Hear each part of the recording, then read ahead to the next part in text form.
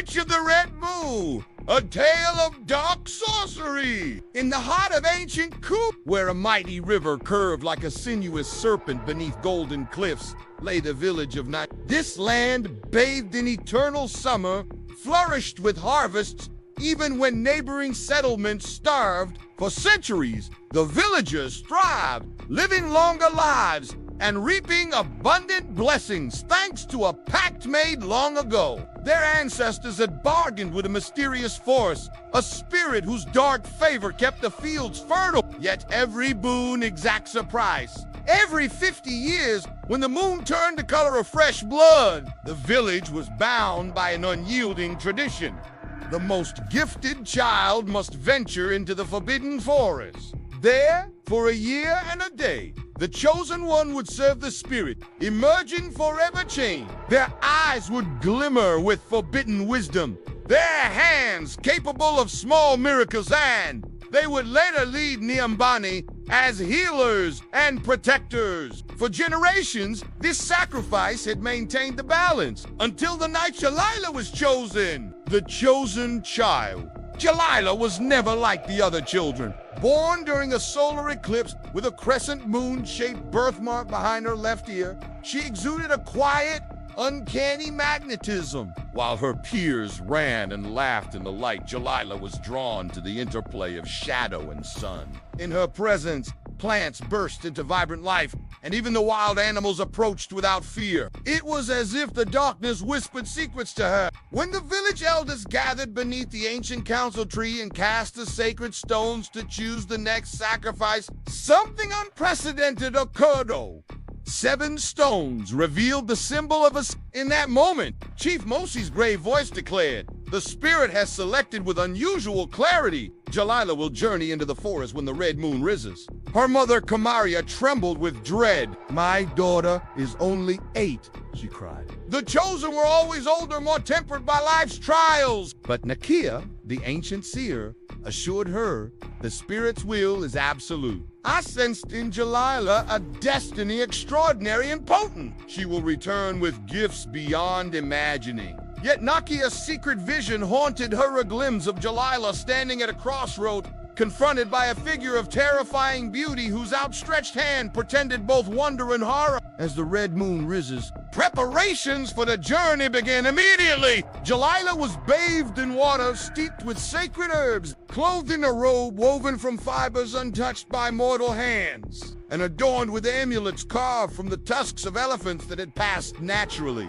At twilight, the villagers gathered at the edge of Nyumbani, their voices rising in ancient songs meant to imbue courage and ward off malevolence. "Remember who you are," Kamaria whispered as she pressed a small wooden pendanta, family heirloom said to hold the blessings of 100 ancestors, into her daughter's hand. With a final, tearful embrace, Jalila stepped toward the looming forest. The fading light revealed a colossal moon ascending, its surface shifting from silver to copper and finally to deep crimson. As Chief Mosi's ceremonial staff glowed in that eerie light, he intoned, "Walk with pride, daughter of night, carry our hope into the forest, serve well, learn deeply and return when your time is complete." The villagers watched in silent despair and hope as Jalila's slender figure vanished among the trees. Overhead, a lone crow circled, its eyes reflecting the blood-red glow, a silent omen of the dark fate ahead into the forbidden forest. The forest path was a corridor of living shadows.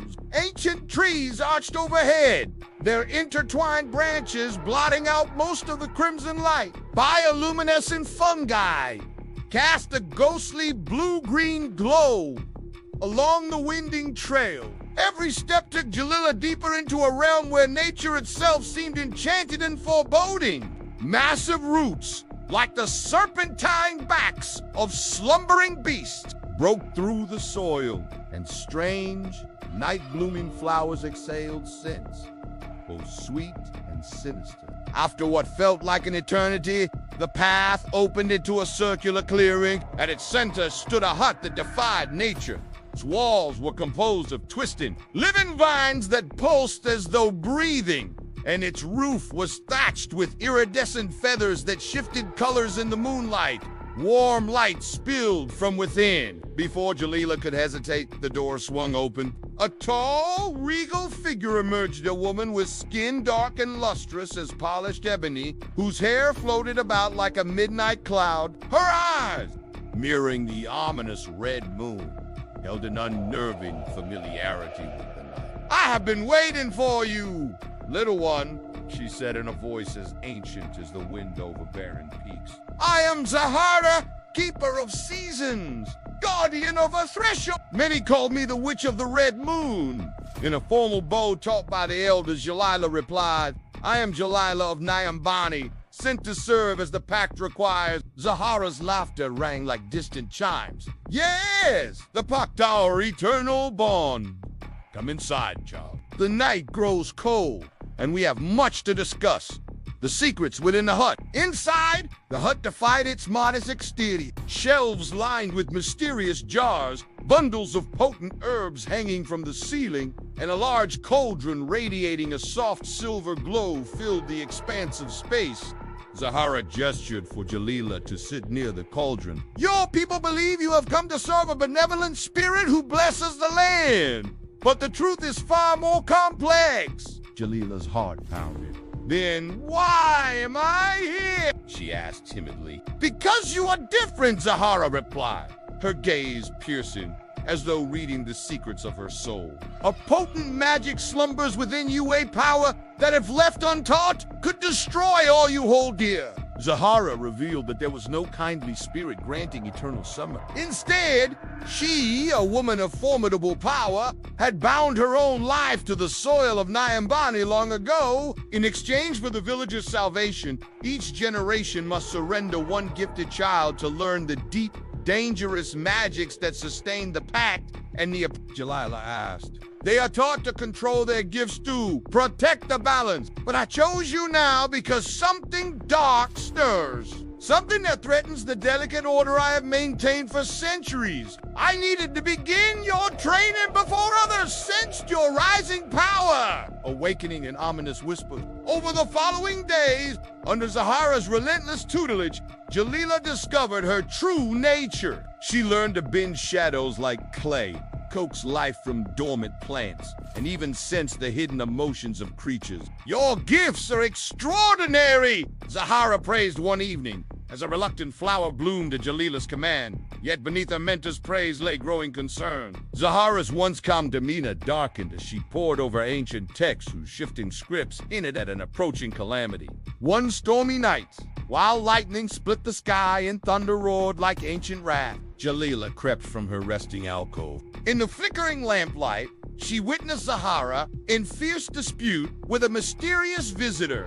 A tall man, draped in robes as dark as the void and woven with starlight, argued in a voice that shattered the silence like glass. "You cannot keep us out. When the blood moon returns, the old ones will rise, and they will be ravenous," Zahara hissed. "She is under my protection." The stranger Bakari, as she later revealed, warned that Zahara's power was waning, and that Jalila's untamed potential could serve another darker purpose. With a final threat, Bakari dissolved into shifting shadows. Horrified and confused, Jalila retreated, her mind awash with questions about the ancient beings Bakari mentioned and why he called Zahara sister. The ancient pact unveiled. In the quiet hours after the storm, Zahara shared the long-hidden truth. Over fragrant cups of herbal tea by the eternal hearth, she spoke of times before cities and written tablets of beings of immense power who simply were. Some of these ancient entities had once lived in harmony with nature. Others saw humanity as a resource to be exploited. A catastrophic war had nearly torn reality apart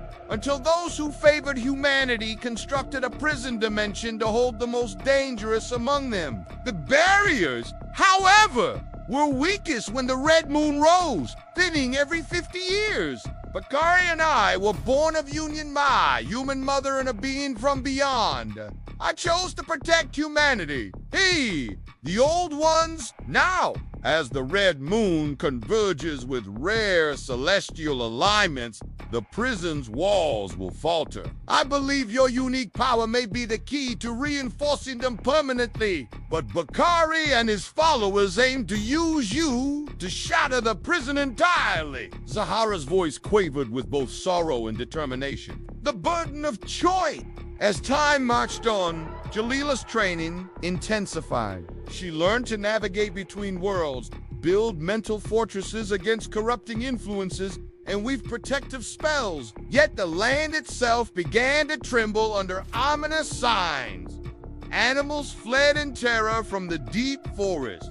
Weather turned erratic, and the eternal summer of Nyumbani began to waver. Crops withered unexpectedly, and children were born bearing mysterious sigils. The sacred stones of the elders offered cryptic, frightening answers. On the eve of the next red moon, as Zahara and Jalila gathered rare ingredients in a windswept mountain glen, Zahara Kashan, the choice will be yours alone. I cannot force you to maintain the prison. If you waver, the magic will fail. Jalila's voice trembled with both fear and resolve. Why would I choose otherwise? Bakari will tempt you with power beyond imagining a future where you end suffering and rule as a goddess. But his gifts come at the price of unleashing ancient horrors. That night, as the hut's shadows danced in candlelight, Bakari reappeared with a mocking bow. He addressed Zahara. I see you have prepared the vessel well. Before Zahara could protest, Bakari pressed his hand to Jalila's forehead. In an instant, visions crashed into her mind, a future of boundless power and adoration, and then a nightmare of a world devoured by ravenous ancient forces. You could be a goddess, Bakari whispered seductively, bringing eternal prosperity. But the visions twisted, revealing Nyumbani as a barren wasteland, its people reduced to lifeless cattle for monsters that had waited eons to be freed. With a gasp, Jalila broke free. You lie! The old ones would not help, they would consume everything. Bakari's handsome face contorted in anger. Then you have chosen extinction. When the red moon rises tomorrow, I will come with others. We will claim you by force if needed. The ritual of destiny. At dawn on the day of reckoning, the forest held its breath. Birds fell silent. Even the insects ceased their hum. Zahara and Jalila labored to prepare a sacred ritual in a vast clearing encircled by ancient trees. Sacred herbs were ground to powder. Protective symbols were drawn with rare mineral ink. And candles made from enchanted wax were arranged in perfect circles. Remember Jalila Zahara intoned as twilight deepened into a blood-red night. Visualize the prison walls strengthening. Your will must be absolute. As if on cue, three mysterious figures, Zahara's siblings, born of two worlds and champions of humanity, entered the hut. One man, his skin shimmering like polished copper. One woman, her hair a cascade of living tendrils, and a child whose eyes held the weight of centuries affirmed. We sensed the convergence. Bakari gathers his forces. At twilight, the ritual began. The components were arranged in concentric circles around a central platform. Zahara and her siblings took positions at the cardinal points. As the red moon ascended, it surfaced a deep, menacing crimson, the clearing filled with spectral activity. Shadows detached from trees and ancient roots writhed with malevolent life. Winged beings not quite birds, not quite bats, descended silently from the darkened sky. On the platform, Jalila stepped forward. Closing her eyes, she recited incantations in a language older than humanity. The ground glowed beneath her feet as golden symbols appeared, linking her will with the very fabric of creation. For a moment, seductive whispers promised unlimited power, urging her to tear down the barriers. But as memories of Nyumbani's simple joys and her mother's loving words surged through her mind,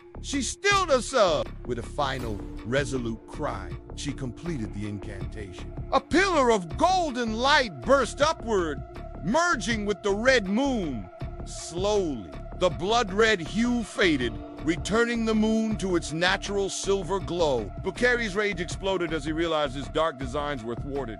This isn't over, he roared, his form shuddering before vanishing with his allies into the night. The aftermath and return, exhausted. Jalila sank to her knees as the clearing slowly calmed. Zahara knelt beside her, whispering, "You have done it, my child! The prison is secure for another cycle." Weakly, Jalila asked, "What now?" "Now you rest. When you are ready, return to Nyumbani. Your formal service here is complete, but your education need not end. I will always be your guide." Zahara pressed a small, sacred mirror crafted from baobab wood into her hand, promising it would always reflect the guidance of those who protected her. When Jalila eventually returned to Nyumbani, the village, battered by failing crops and mysterious illnesses during her absence, slowly began to heal. Fields regained their fertility, and the eternal summer's blessing was renewed. At a grand celebration beneath the ancient council tree, Chief Mosi and the elders listened in awe as Jalila recounted a tempered version of her ordeal, omitting the cosmic battles and the forbidden secret. In the years that followed, Jalila embraced a dual life. By day, she became a healer and wise leader, using her gifts to nurture and protect the village. By night, under the light of a full moon, she would slip away to the forest, continuing her studies with, and sometimes, on clear nights, when the stars shone like scattered diamonds, villagers claimed to see a lone figure at the edge of Nyumbani, her eyes fixed on the heaven, murmuring ancient words that spoke of vigilance and the eternal struggle against darkness. They came to understand that prosperity always carried a cost. A pact made in ancient times demanded sacrifice, vigilance, and the courage to stand between the fragile light of life and the all-consuming darkness beyond. So, when the moon glows red on rare, portentous nights, remember the tale of the Witch of the Red Moon and her chosen apprentice, a legacy of dark sorcery, unyielding duty, in the eternal battle to keep what should remain imprisoned forever, locked away.